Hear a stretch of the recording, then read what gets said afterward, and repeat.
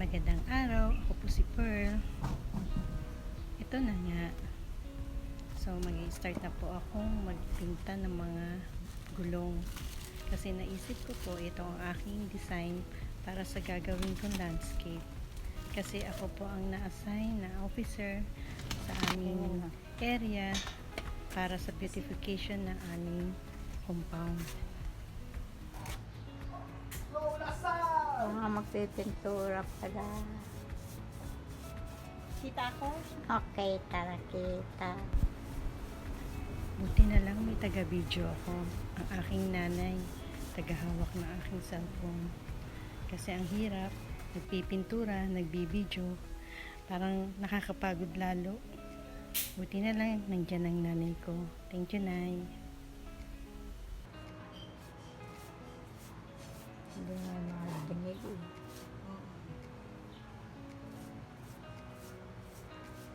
Ganda.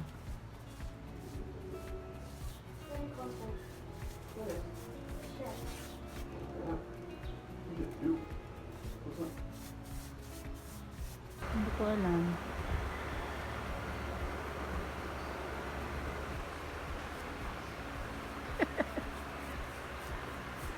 Kaya naman.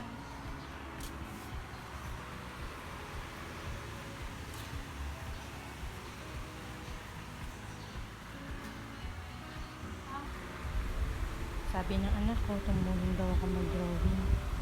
So, akala ko, orange ang i-drawing ko. Hindi ko na maintindihan ko ano itong i-drawing ko. So. Yawan na. Ito talaga ang pinadrawing ko sa aking anak, ang ladybug. Ladybug namin, naging orange color na. At itlog ng dinosaur.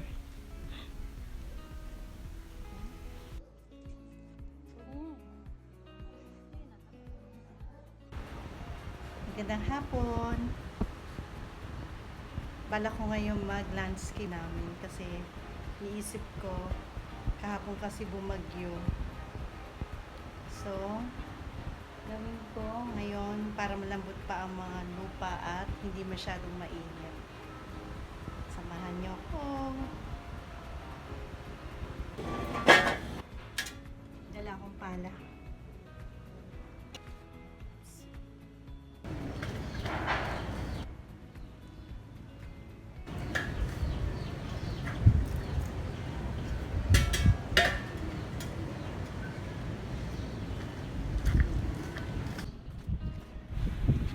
So mag-i-start na po ako. Naglilinis muna ako ngayon ng mga damo. Napakadaming damo.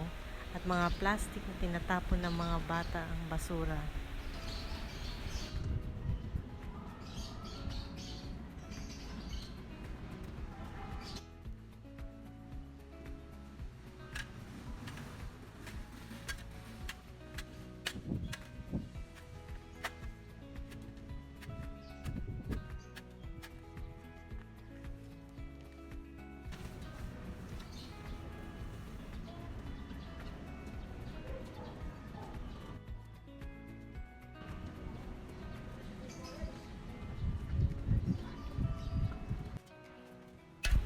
Pagkatapos sa baba linisin, dito naman ako sa taas.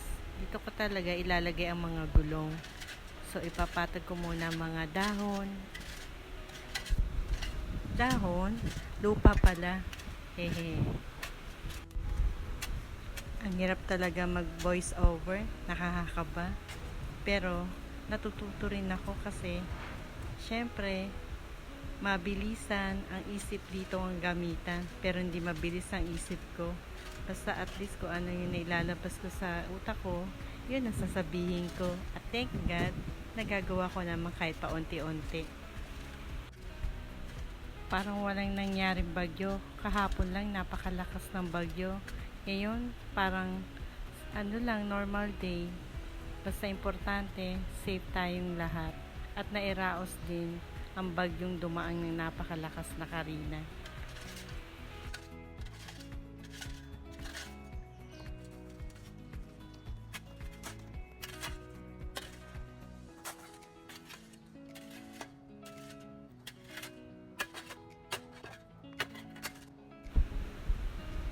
So, lalagay ko na ang mga gulong. Napakalaki nitong isa. Napakabigat pa. Kaya pinagulong-gulong ko na lang kasi ako lang mag-isa.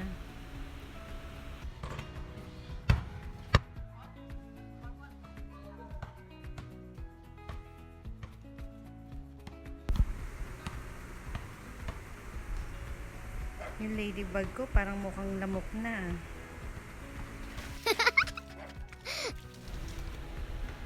Puro tubig na ng ulan, kaya delikado na bahaya ng mga lamok. Kaya minamadali ko nang ilagay sa garden ang mga gulong.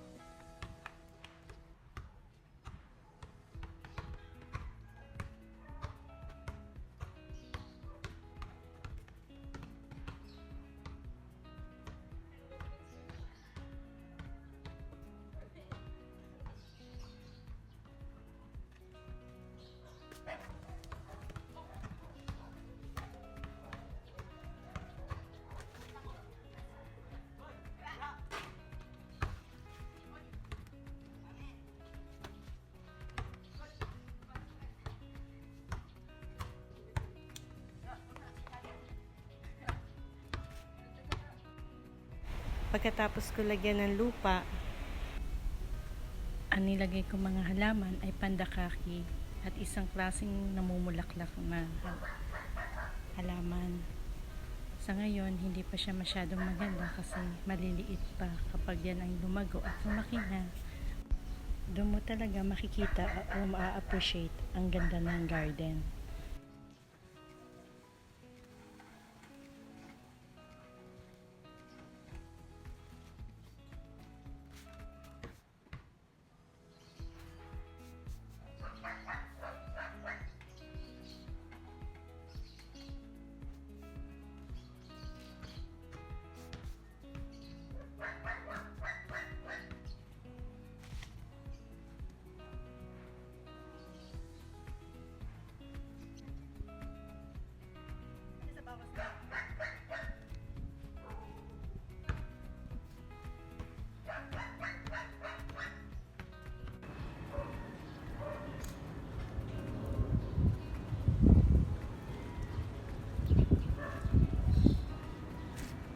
Yan pala yung una ko palang nagagawa. Gagawin ko yan hanggang dulo. Dalawa lang muna. Bukas ulit yung iba.